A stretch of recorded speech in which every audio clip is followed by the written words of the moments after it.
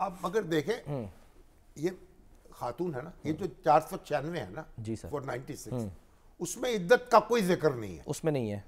اب میں نے اس کے بڑے فقہا سے معلوم کیا. اچھا اب دیکھ اگر عدت پوری نہیں، پتہ عدت کے ایام پر بھی ہمارے یہاں اختلاف ہے.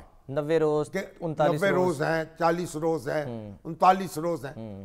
دوسری بات یہ کہ اگر عدت کے دوران نکاح ہو گیا تو وہ نکاح جو ہے وہ بے قاعدہ نکاح تو ہے، لیکن نکاح ہے، تنسیخ نہیں ہوئی ہے، تنسیخ نہیں ہوئی. اچھا. اور وہ کوئی اگر ریلیشن شپ اس کے نتیجے میں قائم ہوئی ہے تو وہ ایسا نہیں ہے جو قابل سزا نہیں ہے معاملہ.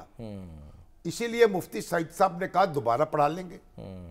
تو یہ ایک جو بھی ہوا ہے ایک تو انپریسیڈنٹڈ ہوا ہے، یعنی ایسا کوئی مقدمہ کم از کم میری نظر سے نہیں گزرا جس میں کسی خاتون کو سزا دی گئی ہو عدت کے ناپورا ہونے پر.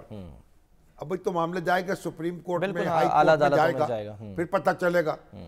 لیکن دوسری بات یہ کہ یہ جو اب اس میں جو پیچیدگی ہے تاریخیں بدلنے کی اور کرنے کی، وہ بھی ایک راز ہے جس سے وہی پردہ اٹھا سکتے ہیں. ابھی تو ہم اسسمنٹ ہی کر رہے ہیں نا. اب ان کی جو بہن ہے مریم ریاض، بڑی بہن ہے ان کی، 2-2.5 سال بڑی ہیں، انہوں نے انٹرویو دیا ہے کہ یہ جو مانیکا صاحب ہے، خاور مانیکا، ان سے شادی ہو گئی، 17 سال سے بھی کم عمر تھی، ان کے ماں باپ جو تھے وہ دوست تھے، انہوں نے شادی کر دی، اور وہ بڑے خراب شوہر تھے. اچھا. یعنی بڑے دشنام تراز تھے، تشدد پسند تھے، انہیں تشدد کا نشانہ بناتے، ذہنی تشدد، زبانی تشدد کا نشانہ بناتے رہے.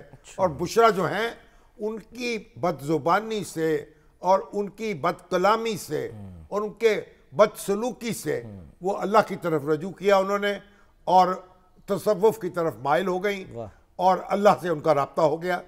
اور پھر وہ یہ کہتی ہیں کہ میں نے عمران خان صاحب جب ریحام خان کا مسئلہ ہوا تو پریشان تھے، تو میں نے ان سے کہا کہ میری بہن سے رابطہ کریں، وہ شاید ان کی کوئی روحانی جو ہے مدد کر سکیں، یعنی رہنمائی مدد کر سکے اور ان کو کچھ سکون فراہم ہو سکے.